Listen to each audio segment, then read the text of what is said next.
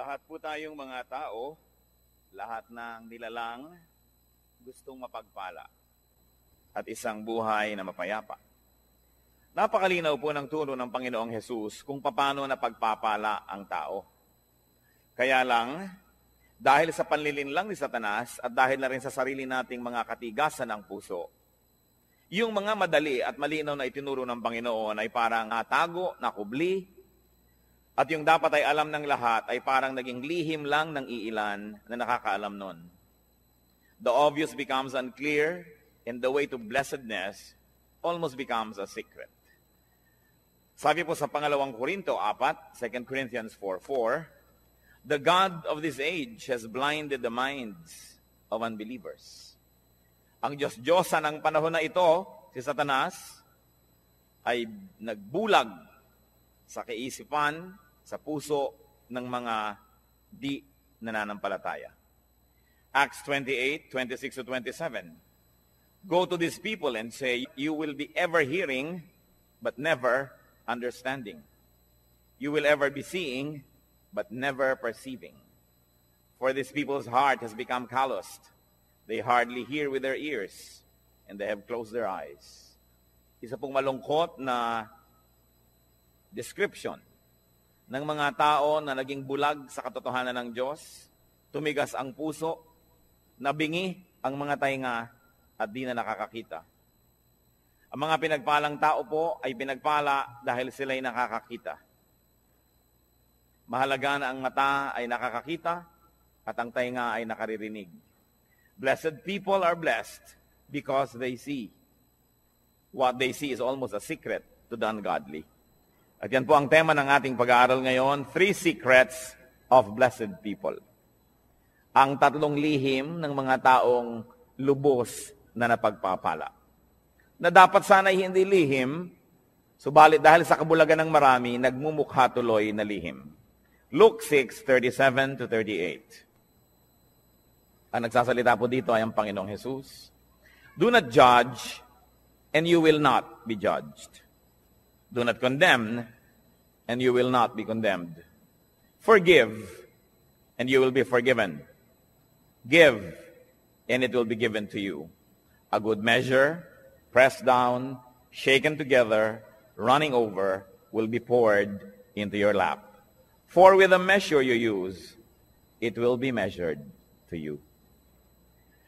Narito po at mahuhukay sa ilang mga pangungusap na ito, ang pinag-uusapan nating 3 lihim ng mga taong tumatanggap ng pagpapala. Sabi ng Panginoon, huwag manghuhusga ng kapwa at nang di kayo husgahan. Magpatawad at nang kayo'y mapatawad din. Magbigay at nang kayo'y mabigyan din. At papaano po ipinakita at ipinaliwanag kung paano daw tayo bibigyan kung tayo mapagbigay? A good measure, pressed down, shaken together, and running over. Siksik, liglig, umaapaw. Ang ibubuhos daw sa kandungan nung bibigyan. Paano po kandungan? Nung araw po, lalo sa Israel, pag bumibili kayo ng trigo o bumibili kayo ng mga kung ano-anong mga grains, mga butil, may mga madadayang tendero, ang galing ng pulso, na pag nagsasalin sila nung mga butil na ito doon sa sukatan, kumbaga sa salop, ang galing nilang magpasama ng hangin, kaya tuloy maraming mga hangin sa pagitan ng mga trigo, konti lang pala yung laman, mukhang puno na. At mabilis nila yung isasalin sa yung sisidlan, para huwag mo nang mabigyan ng oras na yung trigo na yun ay bumaba. Kasi pag tumagal, bababa yun eh. Malalaman mong may kulang pala sa sukatan. Yun daw ibibigay ng Panginoon, tama ang sukatan, tapos siniksik pa, inuga-uga, para lalo pang bumaba at madagdagan pa uli pag nagkaroon na naman ng espasyo, at umaapaw. At dahil po nung araw, ang tao, lalaki at babae, mahahaba ang mga damit.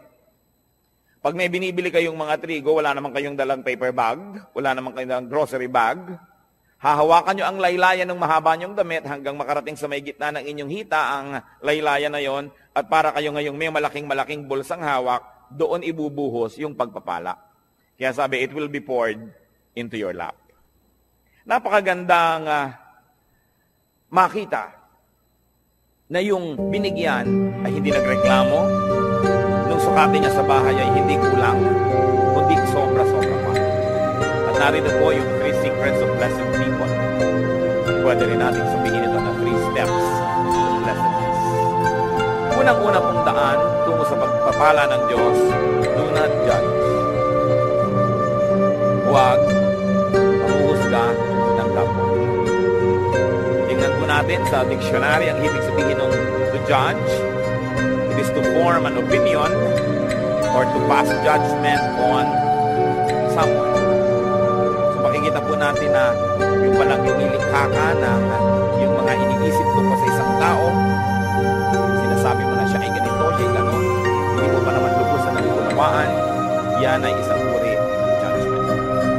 Pag may nagsumbong sa iyo tungkol sa isang tao, hindi mo pa natin nilang panig kung isinumbong, makapit ka na agad sa nagsumbong, isang uri ng judgment. Minabalitaan ka, hindi mo naman nalaman kung anong paliwanag ng kabilang partido, bumuo ka na agad ng pasya kung sino ang tama at mali, sino ang masama at mabuti, isang uri na naman ng judgment. Huwag daw mag-usap. Matthew 7:1-2, ang Panginoong Jesus, sabi niya, do not judge. This is another echo of what was said. Or you too will be judged. For in the same way you judge others, you will be judged. And with the measure you use, will be measured to you. What will happen if you judged? Ano pong mangyayari pag tayo naghatol sa kapwa? Malinaw ang sinabi. You too will be judged. Pag ikaw ay humatol, hahatulan ka rin nino ng tao at ng Diyos. Di po ba't pag may mga sinasabi sa iyo, dapat malinis ang bahay mo, dapat ganito ginagawa mo, dapat ganyan ka, sasabihin ng iba, bakit ikaw? Kasi ikay humahatol, hahatulan ka rin. Pero, ang mas masakit doon, hahatulan ka ng Diyos. At yun ang mabigat na lahat. At ano naman po ang problema kung hahatulan tayo ng Diyos? Well, you will be found guilty. Tiyak na pagka Diyos ang naghukom sa atin at tayo'y sinukat, tayo'y kulang, tayo'y tinimbang, siguradong tayo'y kulang. Sapagkat sabi sa Romans 3:23, for all have sinned and fall short of the glory of God. Lahat ay nagkasala at kinapos sa kaluwalhatian ng Diyos. May exempted ba? Exempted ba ang mga taga-Bacolod? Exempted ba ang mga taga-Las Piñas? Hindi. Sabi, lahat ay nagkasala at kinapos. Romans 3:10-12, as it is written, there is no one righteous, not even one. There is no one who understands, no one who seeks God. All have turned away, they have together become worthless. There is no one who does good, not even one. Sa tingin ng langit, walang gumagawa ng tama. Lahat ay nagkakamali, panapanahon lang. Kung isa ay tamang-tama ka ng 2 araw, sa pangatlong araw, nadapa, may mali na. Yung mga iba, hindi na talaga tumabangon sa pagkakadapa, permanente nang nakadapa. Sobra nang nasanay sa pagkakasala. Wala daw nakauunawa. Pero sasabihin natin, hindi po ba may ginagawa kaming tama? Subalit sabi rin sa Bible, ang pinakamagaganda at pinakamalilinis nating gawa ay para lang basahan. Kung ito ay hahambing sa kalinisan ng Diyos, kulang at kulang pa rin. Walang maaaring magyabang. Sasabihin niya, ako'y tama. So pwede na ako ngayong manghusga ng iba. Ako'y maayos. So pwede ko na ngayong hatulan ng ibang hindi maayos. Sapagkat maaaring maayos kayo ngayon, hawak niyo ba ang bukas? Nakatitiyak ba tayo? Napakarami pong narinig ko nung araw, mga magulang, pintasan yung mga anak na dalaga ng kapitbahay, ng mga tagarong kabilang kalye. Pagkatapos, lumaon yung mga sarili nilang anak na dalaga, ang mga nakapariwara. Wala na sila ngayong masabi dahil nauna na ang paghatol nila doon sa iba. Eh sabi pa naman, kung anong panukot mo sa iba, ganun masusukatin. Sobra kang mahigpit sa iba, magiging mahigpit din sa iyo Diyos. Yan ang problema pag tayo po'y humahatol agad. Genesis 6:5, nilikha ng Diyos ang tao at patakot-takot ang kasalanan at mga kasamaan ang ginawa ng tao. The Lord saw how great man's wickedness on the earth had become, and that every inclination of the thoughts of his heart is only evil all the time. Nalalaman ng Panginoon kung gaano naging kasama ang puso ng tao. Na wala siyang hinahangad, iniisip, kundi ang gumawa ng kasalanan. What will happen if you did not judge others? Well, you will not be judged. In a blessed place. You will not be judged by people. Kasi hindi ko mapagsasabi, bakit ikaw? Bakit ikaw? Kasi wala kang mabinibitawang mga salita na mahamak sa iba, mahatol sa iba. So bakit kasi silipin? Pero ang mahalaga, God will not judge you. Hindi ko po alam kung naranasan nyo na mga kapatid, mga kaibigan, na talagang may ginawa kayong masama, talagang mali, tapos huling-huli kayo at wala na kayo talagang paikakatwiran. At ang kailangan nyo na lang talaga, awa ng kapwa. Ang kailangan nyo na lang talaga, maunawaan kayo, patawarin kayo. Kung tayo nalagay na sa ganung mga kalagayan, alam natin kung gaano kahina ang posisyon ng isang taong may kasalanan. Kaya ang inaalok ng Panginoon, patawad. Napakataas ng Diyos at sa kanyang kabutihan, sa ating mga kabigo ang siya'y abutin, ay minarapat niyang dumukwang, yubuko at tayo'y abutin. Lumilinis tayo, hindi dahil tayo malinis, kundi dahil tayo'y pinapatawad lamang. Kaya tayo na tumatanggap ng patawad ng Diyos, sino tayo para hindi magpatawad ng iba? Tayo na nangangailangan ng kanyang kabutihan, sino tayo para hindi maging mabuti sa iba? Napaka-importante mga kapatid. You want to be blessed? Let God. Pero araw-araw, gaano karami ang inyong binibitay? Gaano karami ang ating ipinapasilya elektrika, binibigyan ng lethal injection? Gaano karami ang sinisira natin ng puri, pinapakulong natin, sinasaktan natin dahil sa ating mga bibig? Hindi nyo pa alam kung bakit nagkagulo yung dalawang tao, may kakampihan na kayo agad. Pag may nakagalit ang inyong anak, ang inyong kapatid, ang kapatid nyo anak at anak, lagi ang mabuti at ang laging masama ibang tao. Wala pa akong nakitang magulang na yung anak niya nag-drugs, napariwara, gumawa ng mga masama, nasasabihin niya, naku, masama ang anak ko. Wala. Laging nahawa sa masasamang kaibigan. Yung mga magulang naman, nung sinasabing masamang kaibigan na yun, yun din na sinasabi nun, ako yung anak ko na influensya lang kong kapila eh. Kailan tayo magbubukas ng mata para tanggapin ang mga kamalian, mga kahinaan natin at ng mga mahal natin sa buhay? Kampi-kampi. We judge people immediately if they cross the path of those people that we love. Kaya yung pong emosyon, madalas siyang bubulag, sumisira sa isang malinaw na pag-iisip. Nakita niyo po sa mga hukuman, bago patawan ng hukuman mag-isang nasa sandal, kailangan mo nang madinig ang magkabilang panig. May saksi ang umuusig, may saksi naman ang nagtatanggol. Pareho silang bibigyan ng panahon, susuriin ang kanilang mga sinasabi. Pero tayo po ba ginagawa natin yon o napakabilis natin gumawa ng mga conclusion, ng mga pagpapasya tungkol sa iba nating kapwa? Remember, pwede naman kayo mag-judge, okay lang yon. Just be perfect so that you will not be judged. But as long as you have sins, as long as you have errors and weaknesses, be kind with your judgment, because you will need the same kindness to be applied to you. Do not judge if you want to be blessed. Ngayon po yung verse 37 ng Luke 6 na binabasa natin, forgive and you will be forgiven. Pangalawang hakbang tungo sa pagpapala, second step to blessedness, forgive. Magpatawad. Ano po bang kahulugan sa diksyonaryo ng forgive? It is to stop blaming. Tigilan na ang paninisi, or to absolve from payment. Huwag nang singilin pa. At hindi pinag-uusapan dito ang pera o utang. Mabuting malinaw. Ang pinag-uusapan po dito yung mga utang sa loob na nasaktan kita, sige na, huwag nang singilin. Nagkamali ako sa iyo, sige na patawarin. Nagkulang ako sa iyo, sige na punan. Do not collect or take revenge. Balance the sheets. Kung meron pong metro, sige na, i-return na yung reading sa 0. Huwag nang matuos. Magpatawad.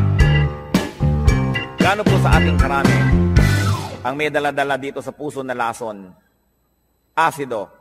Dahil hindi tayo nagpapatawad ng kapwa.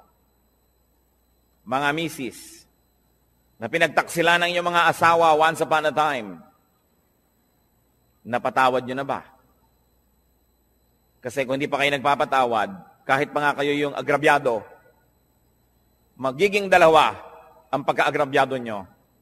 Kasi, di rin kayo patatawarin. Na bagamat hindi kayo naging taksil na asawa, maaring may iba naman kayong ibang kasalanan na iuusig din sa atin ng langit. Kaya ang nagkataon ay pare-pareho lang tayong makasalanan. Iba-iba lang ang uri, anyo, hugis, kulay ng ating mga pagkakamali. Pero kung tutuusin, lahat din naman tayo ay may mga pagkakamali. At pag hindi kayo nagpatawad, kayo nagiging bilanggo ng taong kinamumuhian ninyo. Tuwing naaalala nyo siya, nawawalan kayo ng ganang kumain, nawawalan kayo ng ganang matulog, tumatamlay kayo. Pati sa pagnenegosyo nyo, nawawala kayo sa sarili, nagkakamali-mali ang sukli. Nalulugi pa rin kayo. Ipagpalagay na minsan na tayong nalugi, minsan na tayong nasaktan, minsan na tayong nahirapan. Pero habang di pa kayo nagpapatawad, patuloy pa kayong masasaktan. Kaya sa pagpapatawad, hindi lang yung taong nagkamali ang pinapalaya ninyo, kundi ang inyong mga sarili rin. Gaano karami ang dumating ngayon dito na may kinikimkim sa puso na sama ng loob, galit, nakatanim na mga hinanakit. Sayang ang pagpunta nyo rito kung lalabas pa kayo sa pinto ng bulwagang ito na dala-dala nyo pa rin yan pauwi. Alam nyo po ba na kayo'y kinatagpo ng Panginoon ngayon? Hindi ito isang aksidente sapagkat nais niya tayong lahat palayain mula sa spirito ng hindi pagpapatawad. Kung ang Panginoong Jesus na walang kasalanan, hinampas, sinaktan, ipinako, pinagbuhat ng mabigat na troso, inalipusta, dinuran sa muka, binunutan ng bigote, sinampal, pinagsabihan ng mga masasakit na salita, sa kabila ng kanyang pagbuhay sa mga patay, pagpapagaling sa mga may sakit, pagpapakain sa mahihirap, sa kabila nun ay siya'y nagawa ng masama, subalit siya'y nagpatawad.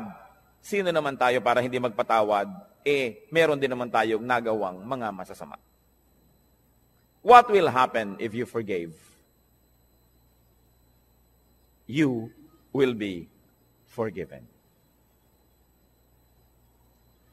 Kuminsan po, nalulungkot ako makita ang marami nating kababayang napaka-mga relihiyoso.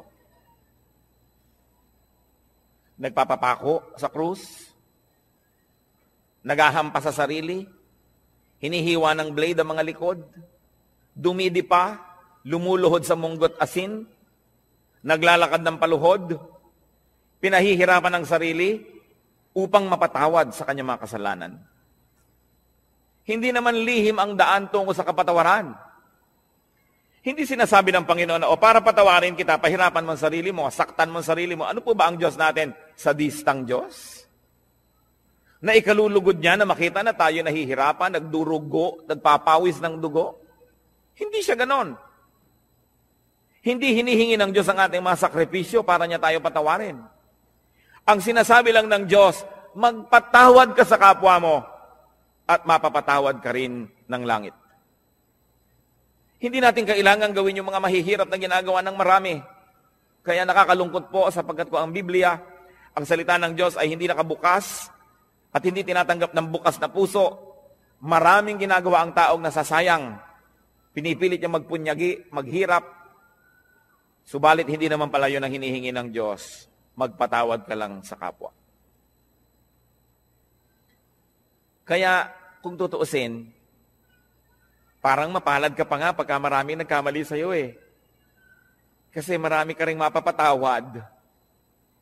Therefore, you position yourself in the path of God's forgiveness.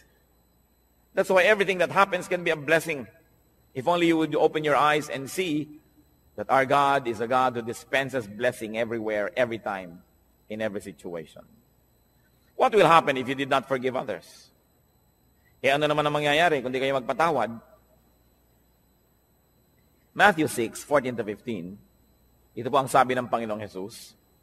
For if you forgive men their sin against you, your heavenly Father will also forgive you. But if you do not forgive men their sins, your Father will not forgive your sins. Yan po yung dasal nating Ama namin. Patawarin mo po kami sa aming mga utang, gaya rin naman ng pagpapatawad namin sa nagkakautang sa amin. Forgive us as we forgive those who trespass against us. Patawarin mo kami, gaya rin naman ng aming pagpapatawad. So ang sinasabi, Lord, kung kami po ay mahilig magbigay ng patawad, edi mahilig din kayong patawarin kami. Kung ayaw po namin magpatawad, huwag nyo rin kaming patawarin. At kung binibigyan po namin ng limitasyon ng aming pagpapatawad, na sinasabi natin, pangatlong beses mo nang ginawa yan, sa susunod, di na kita patatawarin, Lord, ganun din pong gawin niyo sa akin. Pag 3 beses na ako nagkaroon ng isang kasalanan paulit-ulit, sa ika-4, huwag niyo na po akong patawarin. Nauunawa po ba natin ito? Na kung tayo hindi nagpapatawad, tayo rin ang nalulugi. Forgiveness is a bridge. Don't burn the bridge over which you too must pass. Kung minsan sa kahigpitan natin, ayaw nating may makatawid, sinunog natin ang tulay,